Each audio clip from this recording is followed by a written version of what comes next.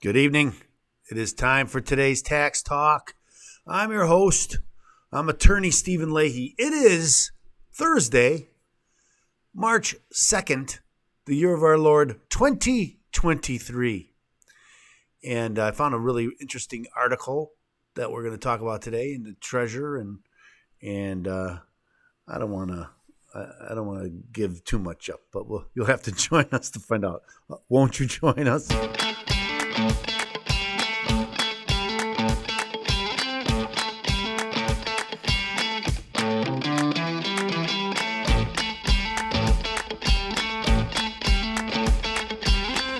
I've been doing the show for over a year, and every day I'm pretty amazed at the stories that I always tell people. Most stories involve taxes. Most news stories. I mean, unless it's the blood and guts, right? They say if it bleeds, it leads. Absent that, now sometimes those even involve taxes. But absent that, most political stories are at the root are taxes, tax stories. But I wanted to talk about a story today that I found really interesting, and so let's just dive right in. Let's go right into the story, and you'll see what I mean. So here we go. Whiskey. I'm Irish, you know. Whiskey. Say, Attorney Leahy. What does that got to do with it? Maybe nothing. Whiskey recovered from a 170-year-old shipwreck could be worth a fortune. And here's the shipwreck. It's in, look at how clear that water is. That's in Michigan, in Lake Michigan. Shipwreck hunters are hoping to recover the incredibly valuable contents of a 170-year-old sunken boat, including gold coins and rare whiskey. On December 7th, they didn't even know that it was Pearl Harbor Day, or my grandmother's birthday, 1854, a passenger ship named the Westmoreland sank in northern Lake Michigan during a winter storm. The 17 people aboard the ship died, and the gold, along with roughly 280 barrels of whiskey, thought to be in transit to soldiers at Mackinac Island, went down with the vessel. In 2010, a shipwreck hunter named Ross Richardson discovered the ship approximately 200 feet below the surface of Platte Bay, Michigan. Richardson's teams claimed that the cold and calm conditions of the lake could make it one of the best preserved wrecks of the 19th century. The Westmoreland's contents have yet to be recovered, so there are still many unknowns surrounding the number of whiskey bottles and their level of preservation, making it difficult to estimate a price tag. As a point of comparison, though, a bottle of scotch recovered from the SS Politician off the coast of Scotland sold for £12,925, whatever that is, in 2021. Forbes noted, assuming the 280 barrels of whiskey each contained 200 bottles, the haul could theoretically sell for more than $870 million, the news outlet estimated. And you thought a bottle of Pappy Van Winkle was expensive. I did. A regional distillery is extremely interested in salvaging the whiskey barrels for testing and selling, Richardson said via the Mirror. The genetic makeup of corn was much different in 1854 and may have had a different taste to today's corn. Richardson estimates that the gold coins could also sell for big bucks, perhaps $20 million so far or so. But he says that any serious recovery efforts would primarily be focused on the whiskey. Before he can salvage the treasure, though, Richardson needs to obtain a permit. He says the whiskey is deep within the ship and that it might be a long while before he is able to recover the contents of the ship fully. We are a long way, maybe decades.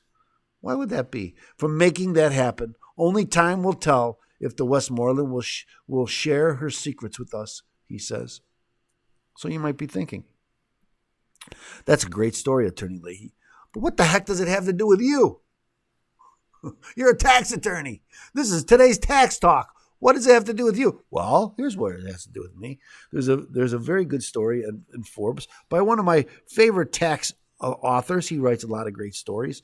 His name is Woods. Is it Woods? It is Wood. Robert Wood. He does a lot of great stories, and he writes with he does a lot of tax stories. And he writes with the tax in mind. And so let's read that story. And that's what makes it so interesting to someone like myself. So let's go to that. Shipwrecked whiskey may be worth $871 million, and the IRS taxes it. Well, we know that everything's taxable. Everything, right? Here's another good picture of the ship. It's very nice. Most people think of sunken treasures like gold coins or bullion, but whiskey is sometimes recovered too. If it's well preserved, it can be invaluable. In 2021, a single bottle of scotch salvaged from the SS Politician off the coast of Scotland brought 12,925 pounds at auction. Now, 280 barrels of American whiskey could be salvaged from a 170-year-old shipwreck, the Westmoreland, which sunk in 1854 in Lake Michigan. Forbes calculated 280 barrels could mean up to 56,000 bottles, and that could be worth an eye-popping $871 million. I don't know about you, but if it's worth that much, and if I wouldn't take decades for me to get it. Of course, no one knows for sure until it is recovered and tested. Some may not want to drink it. At first reported by the Mirror, shipwreck hunter Ross Richardson says that a regional distillery may want to use it for scientific research. Yet permits are required for removal of any artifacts, and they could take years. But once the haul is up, do they really have to worry about looking over their shoulders for the IRS? We all know the answer to that, don't we? Yes. According to the IRS, money or valuables you find are taxed, even if you just happen upon something by pure luck, and even if you don't sell it to turn it into cash. In fact, when it comes right down to it, just about everything is fair game for the IRS. So whether it is diamonds you find, gold bars, or nuggets you discover, or just about anything else, it's taxable, according to Cesarini versus the United States. I'm going to have to read that case. I did not read that case, but I think that's interesting. That was a tax case involving Cesarini, a man who bought a used piano for $15 and found $5,000 in cash inside. When the IRS said it was a taxable income, he said he went to court to push back on Uncle Sam's cash grab, but the IRS won. The IRS calls finds like this a treasure trove and says you have to value it and declare it as income. So some people even have to sell their discovery to be able to pay the tax. It's kind of like when the farmers have to sell their land to pay the inheritance tax. Great that I inherited the land and I want the land, but you can't keep the land because you got to sell it. About the only way a recovery is tax-free is if you recover your own property, something like art stolen by the Nazis and later recovered. Here's where it gets interesting. If it isn't already interesting, right? If you can prove it's yours and you are just getting it back, it should not be taxed. But even then, under the tax benefit rule, if you originally claimed a tax deduction for theft or loss of the property, you must include the value of the recovered property in your income when you get it back. And if the property has gone up in value in the interim, you get stuck with the tax on the increased value. Wow. You might think that giving your fine to charity would fix the tax problem neatly, but the IRS has an answer there too. In fact, giving to charity can make the tax problem worse, as sometimes happens with prize money.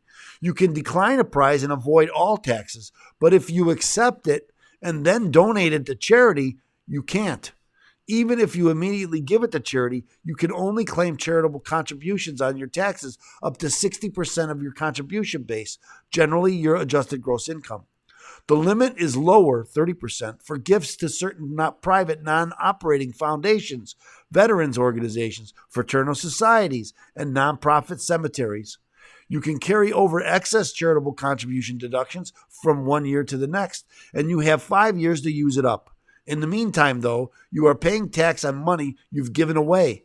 It's another example of our complex tax laws and many tax traps you might encounter. I just thought that was that's a great story. Not only, again, the story of finding all of that whiskey, and that whiskey is that valuable, especially old whiskey. And again, it's in Lake Michigan, so we have the tie there because I'm here in Chicago, and it's interesting. But then again, the tax consequences.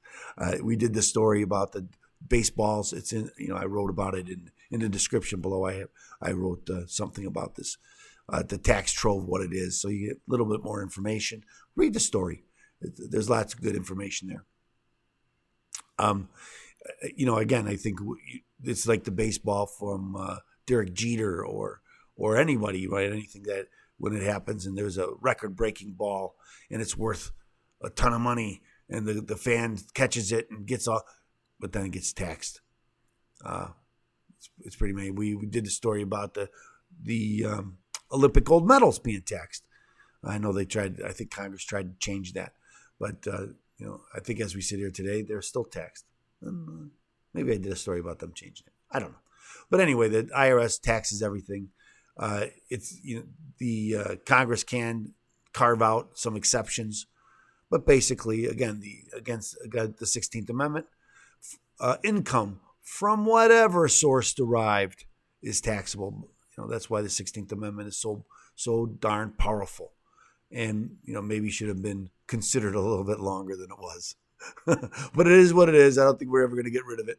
We're never going to get rid of the 16th Amendment. Anyway, that was a great story. I'm glad that you can join us for it.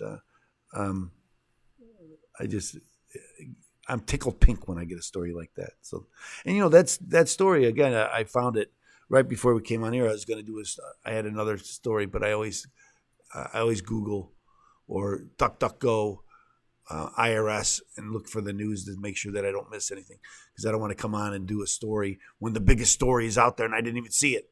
But I thought this story popped up. I thought that was a very good story. It's got all the intrigue of treasure and the great subject matter of taxes. So thanks so much for joining us. I want to ask you to like and subscribe.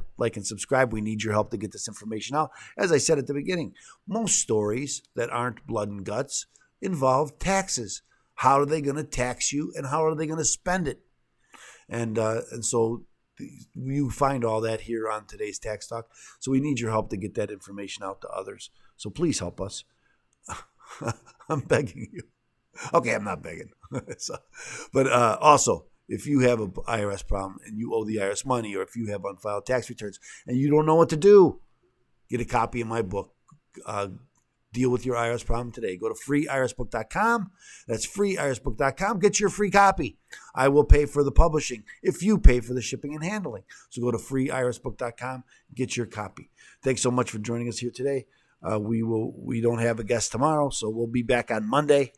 You won't want to miss it. Who knows what great stories are going to pop up like this one today. So thanks so much for joining us. I don't know my story has left. Anyway, thanks so much for joining us, and we'll see you next Monday here on today's Tax Talk. You won't want to miss it. As always, God bless you, and today we are out.